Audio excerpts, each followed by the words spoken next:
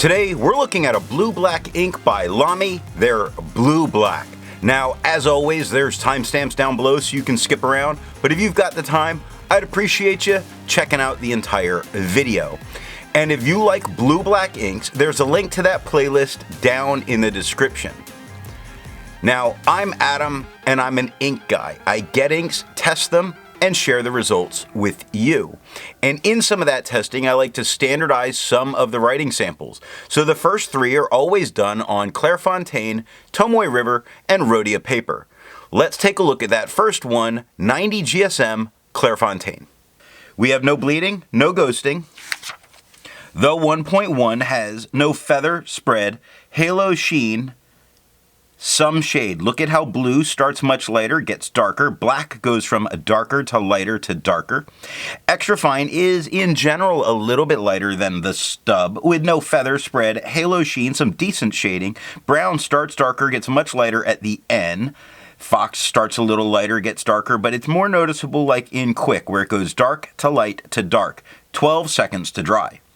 Medium is just a tad lighter than the extra fine, with no feather spread, halo sheen, some good shading. Over goes from light to dark. The is very dark, especially when you look up and compare it to the word brown that goes from dark to light. And 19 seconds to dry. Now the scrubby of the extra fine's not showing much color variation, it's better in the writing, and the medium shows plenty, and we got plenty. The smear test says you could likely recover it if you smeared while you were writing. To have a range of experience with this ink, the writing samples are always done with Jinhao 159 with a 1.1 stub, Jinhao X450 with a medium, and Jinhao X750 with an extra fine. Then an Italics Chaplin's Tankard with an italic oblique nib was inked up, used for a day, and used to take the notes for this video. The second standard paper is 52 GSM Tomoe River. We have no bleeding, no ghosting.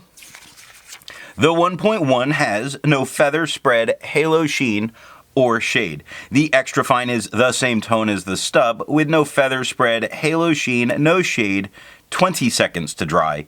The medium is about the same tone as the extra fine, with no feather spread, halo sheen, no shade, 29 seconds to dry. The scrubby for both shows no color variation. We didn't expect it, and we didn't get it. And a smear test, you likely could not recover it if you smeared while you were writing. I agree with Vita. There's a lot to learn by doing multiple chromatographies. The one on the left is done the way it's supposed to be done. A line of ink is put down, and then it's put in the water for 10 to 15 seconds. And we see the bottom of this has a kind of a greenish tone, and it's got the beginnings of a forming of a line. Now that pushes up, and then we get this very nice blue at the top. The one on the right is let dry for 10 minutes before it's dunked into water. And that line at the bottom is very dark, very there, fully bonded with the paper. It's really only the blue that's moving, and it's not moving as far. The last standard paper is 80 GSM Rhodia dot pad. We have no bleeding, no ghosting. The 1.1 has no feather spread, halo sheen, or shade.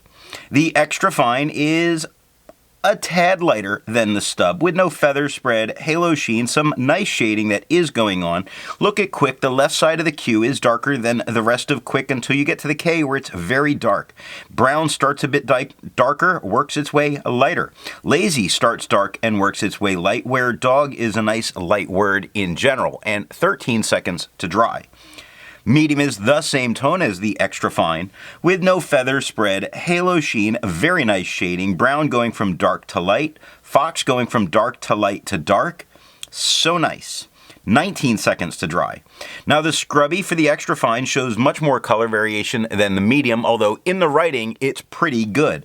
And the smear test, you could recover it if you smeared while you were writing. Resistance tests are done to see how this ink can be expected to perform on the page, and more importantly, how hard it may be to clean from your pen. The smear is allowed to dry for 3 days before testing it. Looking at the highlighter, this is a safe ink to use in a note-taking situation if you need to go back and highlight. There's no real movement. Fantastic. Now, water, you do see it reactivating and lifting a lot of the blue off the paper. Not a lot of that green undertone is still there. Pen flush is breaking it up a bit more than the water did. And the 1/3 bleach solution is completely obliterating it off the paper. It only took water to get this out of my pen. Additional writing samples are done on different papers that change up from video to video just for giggles and grins. This next paper is Franklin Christoph paper. The only bleed spots that occur at all are right at the scrubby, which I never count against a paper. We have no real bleeding and no ghosting in any of the writing. The 1.1 has no feather spread halo sheen or shade. The extra fine is lighter than the stub with no feather spread halo sheen. Not too bad a shading. Quick goes from a little darker, gets a little bit lighter to quite a bit darker on the K. Brown goes from darker to lighter. 7 seconds to dry, which is fantastic. Medium is dark like the stub with no feather spread, halo sheen, no shade, and 10 seconds to dry. The scrubby for both show color variation left to right. I think more in person for the medium, far left to far right there. But the medium's not really showing it in the writing. But the smear test says you could recover this if you smeared while you were writing. For the inks tested, the average viscosity is 2.5, with the realm of normal being from 2.1 to 2.9. Lamy's Blue Black has a viscosity of 3.09, making it, my God, that is a dry ink. Not that that's affecting its writability in any way. If you're interested in how the viscosity is tested or how the bell curve is made, there's a link to that video down in the description. The next writing sample is done on black and red notebooks. We have no bleeding, no ghosting. The 1.1 has no feather spread, halo sheen, or shade. The extra fine is a little bit lighter than the stub with no feather spread, halo sheen. It shades nicely. Quick goes dark to dark, and brown goes dark to light, where over goes light to dark. 6 seconds to dry.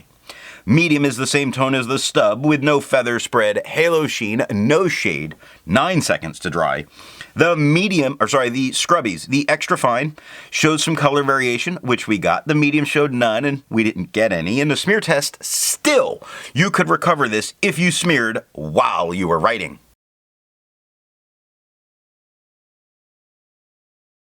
Instead of finding inks that look like Lamy's Blue Black, I would prefer to find an ink that complements its color on the page.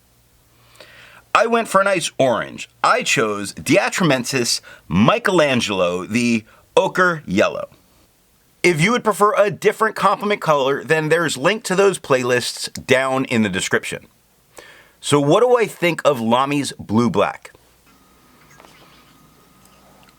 This is a very nice blue black. It shades nicely. As a color, it's not too blue or too black. Very lovely. I like it a lot. It seems to always perform well. So what nib and pen will give the best writing experience with this ink?